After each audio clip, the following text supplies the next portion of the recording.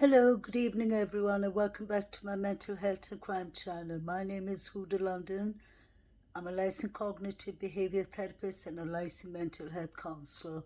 Please like, share, and subscribe if you enjoy the contents in this channel. The reason that I started this channel was to try and spread awareness for missing victims, for mental health victims, for domestic violence victims, and people who are suffering in general. Today, I would like to go back discussing the case that I have been at least personally following since the Amber Alert came out, and most of us have been following it, I'm sure, who watch my channel. It is the case of Summer Moon Utawels. Summer is a 5-year-old girl. She was reported missing on the 15th of June 2021 by her mother Candus Wells and her father Donald Wells. Tennessee Rogersville law enforcement put out an endangerment alert for Summer Moon Utawels immediately when she was reported missing. This was at 6:30 on the 15th of June 2021. Law and enforcement closed down the whole of Ben Creek Road, Ben Hill Road, and Beach Creek Road, and all those areas just to keep it secure, so that to make sure that just in case Summer was abducted, that she wouldn't be taken out of her area. Robin Lane, Summer's Sunday or Saturday school teacher, did an interview with Chris McDonough from the interview room. Please like, share, and subscribe. He's excellent at his work. He works in the cold case unit. When Chris took the interview from Robin, the church teacher, she said clearly that she felt that Candus looked panicked. She's panicked, which is obvious for any parent who has a child missing. And then she said that Don looked like he was aching. She could see the ache in his eyes. He was basically hurting. And she said that Grandma Candy Hero, since she doesn't like to be called by her nickname Grandis, I'll give her that respect. She deserves that. Miss Candy Hero, the grandmother, looked like she was in despair. Now, when you look at those three words clearly, we all do understand, and we can interpret it the way we want to, but we all do understand what despair is. We do understand what ache is, and we do understand what panic is. All three words, when I put them together, it gave me, at least me personally, it gave me one thing to think of. I thought immediately panic, aching, and loss of despair. All three of them, I came to the conclusion that the girl is far away, the girl is gone, that she wouldn't be coming back at all. So obviously the scene became into a panic and stress scene due to Summer's report, or a missing report, I mean. The next day, the following day, not on the 15th, on the 16th of June 2021, the Tennessee Bureau of Investigation got involved in this case since there was still no sign of summer, and they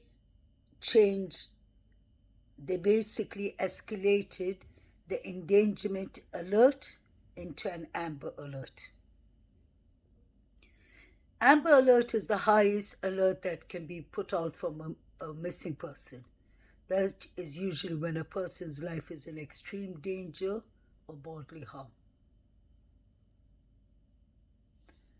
Summer is amber endangerment alert was raised to an amber alert on the 16th. Now, I would advise everyone, if you could please look at, I believe it was on the 16th or 17th. It's in one of my clips downstairs where WHJL or WJHLR, where the channel of the media of Tennessee, Ms. Daniels is talking, and she's saying that TBI said that the last place Summer was seen was outside her property, and she was barefoot, is what we hear. So I wonder how come the timeline has changed so quickly from outside. If the TBI said that Summer was standing outside, I wonder why Candus and Dawn changed it later to saying that the last place Summer was seen was in the basement. And then we have Candus telling Chris McDonough in his interview, please like, share, and subscribe to him. She said clearly that the doors were locked. There's no way out, there's no way in, and there's no way out. To start with, that is the endangerment and neglection itself. Because as parents, we all know that you just lock your door, but you do not need to lock your door from each and every place in case of fire. And they had clearly a sofa, according to Jose, a sofa that was kneeling on the door so that the children couldn't open the door. Then we have Dawn saying to the behavior panel, please like, share, and subscribe to them. He said clearly in the interview that Summer could actually open the basement door herself. But everyone who knows the timeline and the height of Summer and everything, we know it is not possible. It doesn't look like it's more likely that Summer could open the door. And Jose himself said that there was a sofa in front of the door. Candus told Chris, like I said, the door was always locked. So I want to know where the two different parts of the timelines. I believe that these parents, the Wells, have been lying to us all the time, to be honest. So what I believe they have done is they started by saying that Summer was last seen outside to the TBI. And they just wanted to see how we would react. If we go along with that, they would leave it to that. But I guess when too many questions started coming from the public and maybe from the TBI, and everyone could see it didn't sound genuine, it did not make sense, then they decided, allegedly, to change the timeline and say that Summer was last seen in the basement. They managed to show Chris what the basement looks like, and it is really sad. It's really, really sad. The darkness, the foil papers, the foil papers on the windows, which are tinted so that nobody can see in, nobody can see out, kind of. So, and the TV itself, they look like there was a lot of cameras there. So I wonder if they were doing more illegal stuff there with the children. We could clearly see there wasn't any proper beds or any place for the children to sit. It didn't look like a room, basically. And then we have Don Wells. That concerned me as a counselor when he talks about summer, because that is not a normal pattern or normal way to talk about your daughter, no matter what. That is his manner of talking about that summer used to sleep between him and his wife sounds like a sex offenser,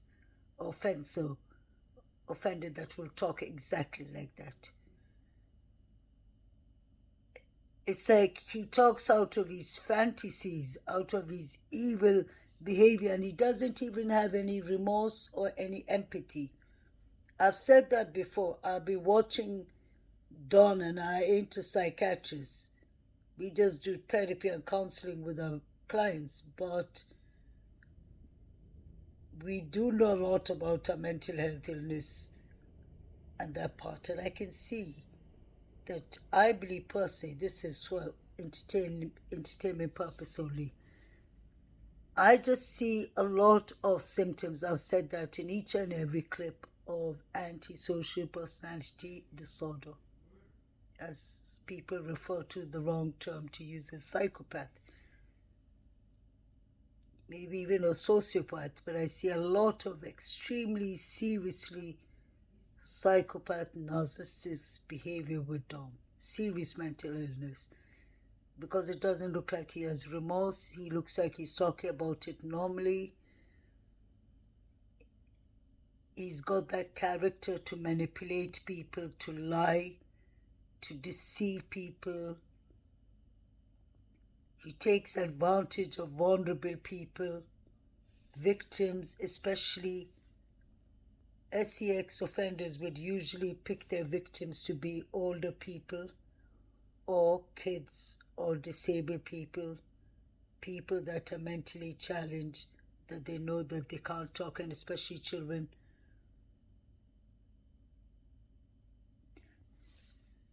Then you have this whole family in different kind of drugs addiction, alcohol addiction, pill addiction. You have a young ADHD teenager in the timeline too, when swimming with them, called Hunter. So we don't know if something happened to Summer allegedly in the swimming hole, or if something happened to Summer after the swimming hole. These people keep on changing their timelines. They keep on talking about changing the timeline. Like I mentioned before, Candus went and changed her name on the 29th of June. And for me, I would say that is a significant thing. That is a big change. Because just say you have your daughter missing. Why would you go and change your name from your married name to your maiden name? I would say I would have done that if I found out, God forbid, that my husband or my fiancé or my spouse or the father of my child was involved. Of course, she must have even maybe wanted to have a divorce. We've heard Candy saying that a couple of times, but then she thought, okay, just start by distancing your name and yourself with Dawn. So that could be very possible too. We really don't know what happened that day. And at the rate things are going on, it doesn't look like we're going to even find out anytime soon. Then you have, I just want to know another thing. What is the deal between Allison, Hunter, Candus, and Dawn? And actually Jody Sue and Dawn and Candus and Grandis. Because it seems like I do understand that Allison and what's her name? Allison and Candus were friends before, and that the grandmother was friends with Allison, I believe, and Candus was friends with Allison's mother. So it looks like these two families mingled a lot. So I don't understand Don was saying in the behavior panel, please like, share, and subscribe to the behavior panel. He was saying that Candus flipped, he doesn't know why Hunter and Allison just flipped on them after this incident. He meant that they were talking normally. But Allison and Hunter trying to distance themselves and say we haven't spoken to Candus and Hunter, for over a year. And then you remember in the interview room, what's his name? Hunter says that there was some guy around the house chasing kids. He said when Dawn called Candus during the daytime in the daytime's timeline. And Candus said that he was lying, but Hunter said that some guy by the name of Andy or Andrew or something like that, he said. If you go back, he said exactly something like that, he couldn't remember. And Jody Sue's son and their ex-husband or ex-fiancé is called Andrew. There's so many things just going on there. So we know a bit about Allison and Candus's relationships, and that they called the police on each other before they fought over Jose, a guy who came and lived with them, and he was even dating Grandis allegedly. So the suspects just keep on getting more and more every day, and we really don't know when we come to the end of this. But I believe there's a lot of drug addiction, domestic violence, abuse, negligence, mental health illness. There's a lot going on in this case. Every character that comes into this case, or every suspect, sorry for my language, seems to be having some kind of an issue. I hope we get justice for Summer Moon Utawels. And I was counting recently, it was in early February that Don Wells went to jail. So when you think about it, if he went to jail in early February, they gave him 4.5 months. So he should be out within the next 2 months if he behaves himself and he continues with his counseling in prison. One person who really needs counseling, who seems to be declining it, is Candus. She received help from many channels. She seems to be getting help from the TBI and from the CPS of Tennessee. Candus, what is wrong? Have you given up on your children? Your 3 children that you know where they are? It is better for you, Candus, just to go and do what is right and start having a clean relationship with your children. You get peace of mind. Even if you want to blame, I'm sure the TBI are very reasonable and the law enforcement are very reasonable. They would understand. You yourself look like you're a victim of Dawn. So Candice, do what is right for Summer. Summer deserves the justice. If Summer's alive, she deserves to be put to rest. And if Summer is not here with us, if Summer is alive, she deserves to get her therapy, the help she needs, love and care she needs, because she will be really traumatized. But if Summer is no longer here with us, Candice, God forbid, then give your daughter the best thing. Put her to rest in peace. Do not scatter her. Do not bury her around those places where there's bears, snakes, and coyotes, like you said yourself, Candice. And Candice, why do you have the snake tattoo? I still wonder. On your wrist. I'm following you all the way from London. Please let me know why you have it.